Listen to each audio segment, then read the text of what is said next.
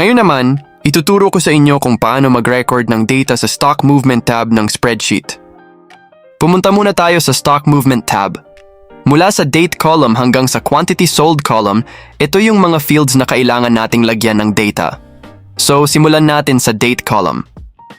Dito sa sample data ko, unahin nating i-record itong newly delivered stocks. So, ang first step, i-transfer muna natin itong date purchased sa spreadsheet. I-copy lang natin ito, then i-paste natin sa Date column. Next naman, itong product name. Kung mapapansin nyo, meron na itong drop-down list kung saan pwede nyo nang piliin yung product name. Pero para mas mabilis tayo, ika-copy ko na lang itong listahan ng products mula sa sample data.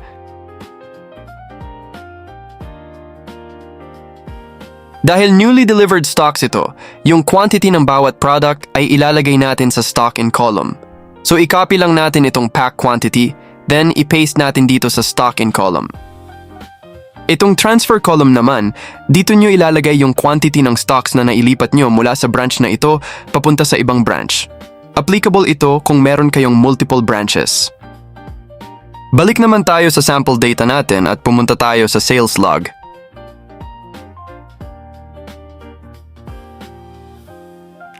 So dito, unahin ulit nating i-copy yung date, then i-paste natin sa date column ng spreadsheet.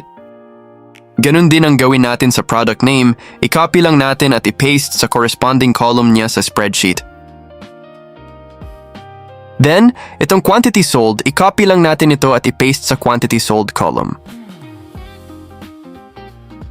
So basically, dito nyo i-re-record lahat ng nadadagdag at nababawas sa stocks nyo para laging updated ang inventory records nyo.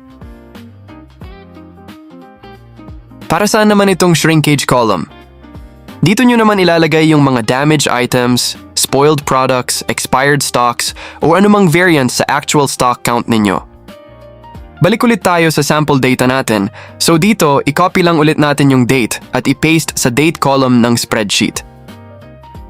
Pagkatapos, i-copy at i-paste din natin yung product name.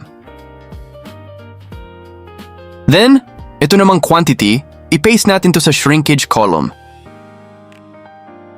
Kapag na-record nyo na ang lahat ng stock movements, automatic nang mag-update ang summary tab at dashboard.